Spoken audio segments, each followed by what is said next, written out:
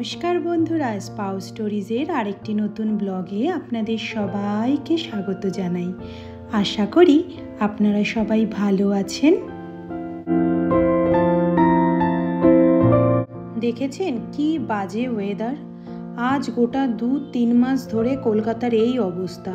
আজ তো পুরো দিন ঝিরঝির করে বৃষ্টি হয়েই যাচ্ছে। বৃষ্টি কমার মোটে ঠিক ঠিকানা নেই। আর এই বৃষ্টি দেখে আমার মনে হচ্ছে এই বছর পুজোতেও বৃষ্টি হবে। আমাদের কিছু করার নেই, এই বৃষ্টি মাথায় করেই বেরিয়ে পড়তে হলো। একটাই কারণ তার, আমার ভাই অভিজিতের আজকে গানের একটা অনুষ্ঠান রয়েছে রবীন্দ্র সদনে, যেটা পশ্চিমবঙ্গ গভর্নমেন্টের তরফ থেকে করা হচ্ছে।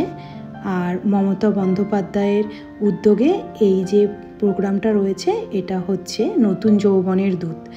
আমাকে ভাই অনেকবার করে ফোন করছে 5টা থেকে প্রোগ্রাম শুরু, কখন আসবে। আমাদের পৌঁছাতে জানেন তো প্রায় 5টা 10-15 তো হয়েই গিয়েছে। তো বেচারা ওয়েট করছে আমাদের জন্য। এখানে তো ওর আপন বলতে আমরাই আছি। যখন এই ব্যানারে ভাইয়ের নামটা দেখলাম আরও যেন ভালো লাগছে। কত নামি দামি সঙ্গীত শিল্পীর মাঝখানে আমার ভাইও আজ গান গাইবে। আজকে না আমার ভাইয়ের যে গানের প্রোগ্রামটা হচ্ছে, সেখানে আমার ভাই যে গানটা গাইবে, আমি সেই গানটা আপনাদের পুরো শোনাবো। এই দেখুন, আকাশ চলে এসছে। ও অনেকটাই লেট করলো আসতে আসতে। কি করবে বেচারা, সেই আসছে ব্যারাকপুর থেকে। আমাদের তো বাড়ি থেকে একটুখানি, সেই জন্য আসতে বেশিক্ষণ সময় লাগে না। বাড়ি থেকে বেরোলে যদি জ্যাম না পাই তাহলে ওই গোটা 20 মিনিটের মধ্যেই চলে আসি। আর নয়তো একটু দেরি হয় আসতে জ্যাম থাকলে। আর ও আসে সেই ব্যারাকপুর থেকে। ওর আসতে আসতে প্রায় 1.5 ঘন্টা লেগে যায়। এসছে, এটাই অনেক বড় ব্যাপার। চলুন, আর একটুক্ষণের মধ্যেই ভাইয়ের গান শুরু হবে। আমিও খুব এক্সাইটেড, আর আপনাদেরকেও শোনাবো আজকে ওর গান। আর সবাই মিলে আমরা ওর গানটা শুনবো। খুব এক্সাইটেড, আর অনেকক্ষণ ধরে ওয়েট করছি, আর পাচ্ছি না। শুনুন ভাইয়ের গান। শিল্পীকে পরবর্তী শিল্পী দক্ষিণ দিনাজপুর থেকে অভিজিৎ সরকার।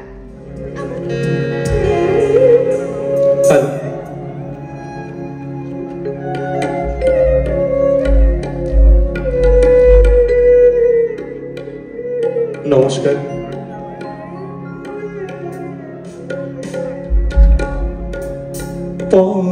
পরদেশী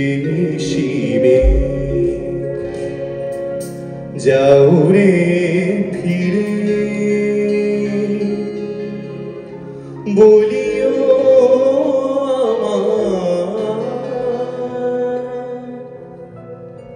পরদেশী রে, পরদেশী রে, যাও রে ফিরে, বলিও আমায় পরদেশী রে, পরদেশী রে, যাও রে ফিরে, বলিও আমার পরদেশী রে, পরদেশী রে।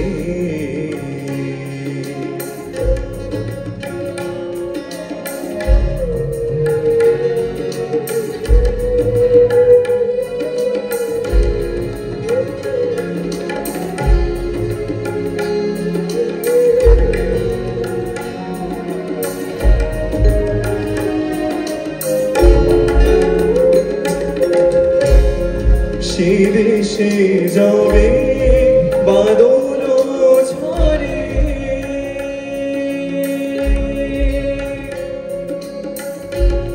সে দেশে যাবে বাদল ঝরে, কাঁদে নাকি প্রাণ একলা ঘরে, বিরহ ব্যথা নাহি কি শেখা, বিরহ ব্যথা নাহি কি শেখা, বাজে না বাঁশি নদীর তীরে, পরদেশী রে।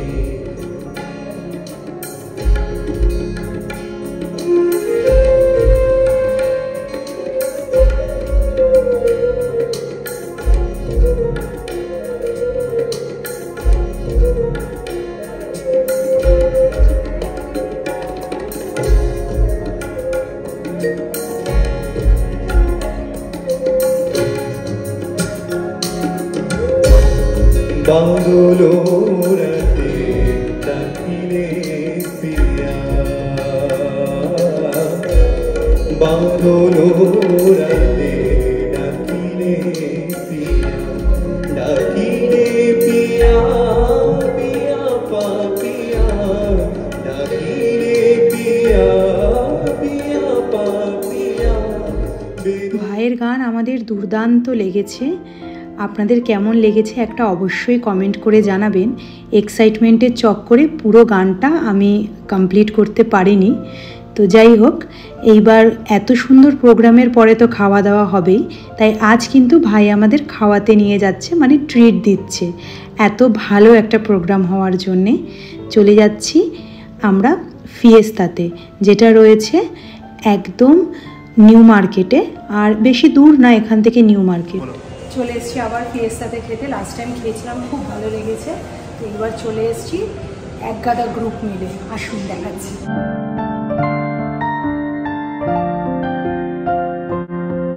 চলে এসেছি সবাই মিলে ফিয়েস্তাতে খেতে, আর এখানে জানেন তো লাইভ মিউজিক হচ্ছে। দাঁড়ান শোনাচ্ছি।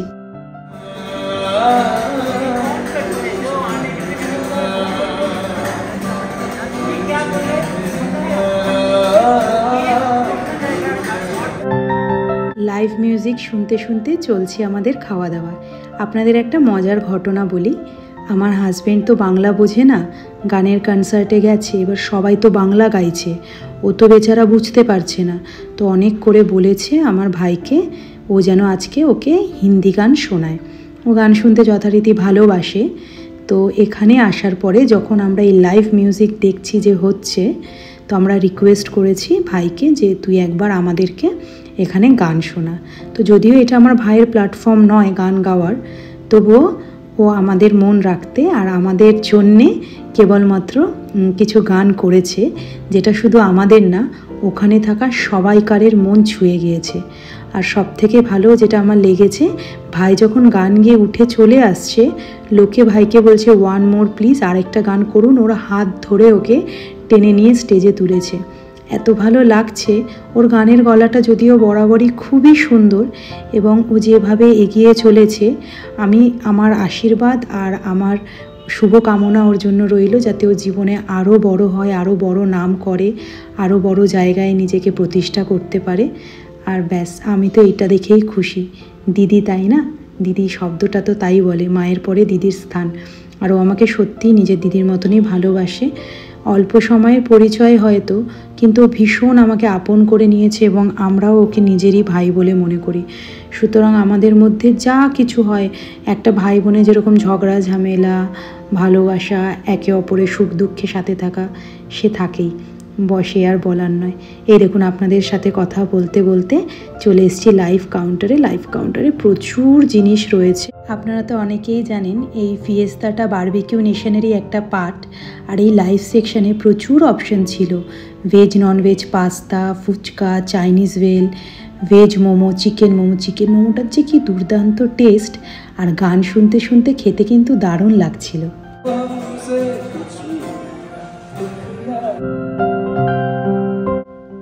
সফট মিউজিক শুনতে কার না ভালো লাগে, আর সেটা যদি রোম্যান্টিক হয়, দারুণ লাগছে জানেন তো। এত সুন্দর সুন্দর সুন্দর গান হচ্ছে। আর এই দেখুন দই ফুচকা নিয়ে আমরা হাজির, আর এইদিকে আকাশকে দেখুন এক থালা মাটন নিয়ে বসেছে। বাপরে বাপ। ফুচকা, টক ঝোল অ্যান্ড আলু আছে ভেতরে। এটা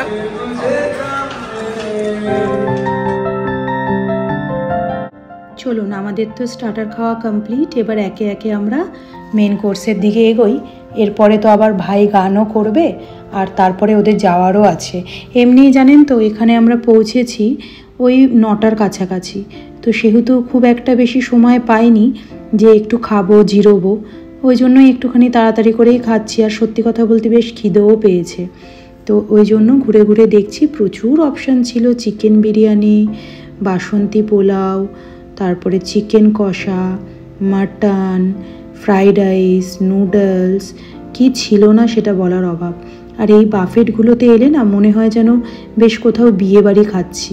আজকাল তো সেরকমভাবে বিয়েবাড়ি নেমন্তন্ন পাওয়া যায় না, খুবই রেয়ার। বেশ এখানে এলে ভালোই লাগে, ওই বিয়েবাড়ির খাওয়ার মতো খাওয়া হয়ে যায়, স্টার্টার থেকে শুরু করে পুরো ডেজার্ট অবধি বেশ মজা লাগে। আর স্যালাডেও প্রচুর অপশান ছিল। এটা ডেজার্ট আইটেমে দেখুন এত ভালো ভালো আইটেম। আর সব থেকে বেশি ভালো লাগছিল যেরকম আমরা গোলাপ জামুন গরম খেয়েছি, ওনাদেরকে বললে ওনারা আবার সেটা গরম করে দিচ্ছে। আমি বেশি কিছু নিইনি, একটুখানি পটলের দোরমা, মাটন আর ভাত নিয়ে নিয়েছিলাম। ব্যাস এই হচ্ছে আমাদের খাওয়া দাওয়া। ইচ্ছে আছে খাওয়া দাওয়া কমপ্লিট করে ভাইকে টেনে নিয়ে স্টেজে গিয়ে বলবো গান কর। আর এই দেখুন এক থালা মাটন দিয়ে গেছে, কারণ ভালো মাটনের পিস পাইনি, যত রাজ্যের হাড়গুলো পড়েছিল। তো ওনাদের বলাতে ওনারা বললেন যে একটুখানি অপেক্ষা করুন, ভালো পিস দিয়ে যাচ্ছি। আর এদিকে সেফ এসছে, জিজ্ঞাসা করছে যে কীরকম কেমন খাবার লেগেছে। চলুন বাকিটা জেনে নিই ম্যানেজারের থেকে। তো এখন কি অফার চলছে ফিয়েস্তাতে? অফার চলছে আমাদের মানডে থেকে থার্সডে, প্রাইস হচ্ছে 681 নন ভেজ ইনক্লুডিং ট্যাক্স, আর ভেজ হবে আপনার 630 including tax. Friday to Sunday হবে non veg 787 including tax, veg হবে 681 ইনক্লুডিং ট্যাক্স। আর ঈদ 6 থেকে 9 বছর যদি থাকে 490 ইনক্লুডিং ট্যাক্স। এটা ঈদের হোল উইক থাকে। আর পুজোর এখন ম্যানেজমেন্টের তরফ থেকে কোনো কিছু ইনস্ট্রাকশন আসেনি। পুজোতে মেবি প্রাইস একটু বাড়তে পারে, কিন্তু তার এখন কনফার্মেশন করা হয়নি। তো মেনুও সেক্ষেত্রে বাড়বে, মেনু চেঞ্জ হবে। আচ্ছা, শুনে নিলেন অফারগুলো। চলুন খাওয়া দাওয়া আমাদের কমপ্লিট হয়ে গিয়েছে, এবার ভাইয়ের গলায় গান শুনে নেওয়া যাক। খুব এক্সাইটেড।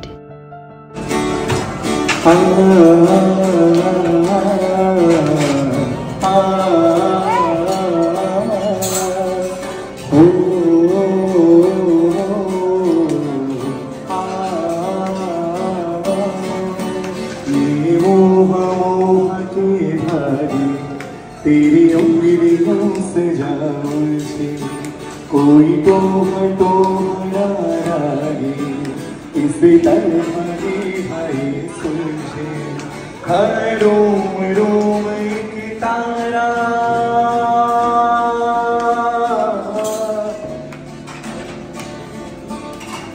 रोम रोम की तारा जो बार रोने से गुजरे ये मोह की धारी तेरी उंगलियों से जाऊंगी कोई तो रागी इसे तारी भाई सुलझे। গান এত ভালো লেগেছে ওকে ধরে আবার আরেকটা গান করতে বসিয়েছে।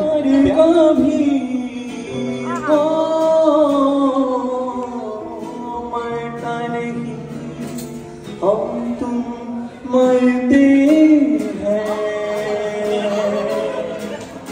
हो प्यार कभी हो मरता नहीं हम तुम मरते हैं होते हैं वो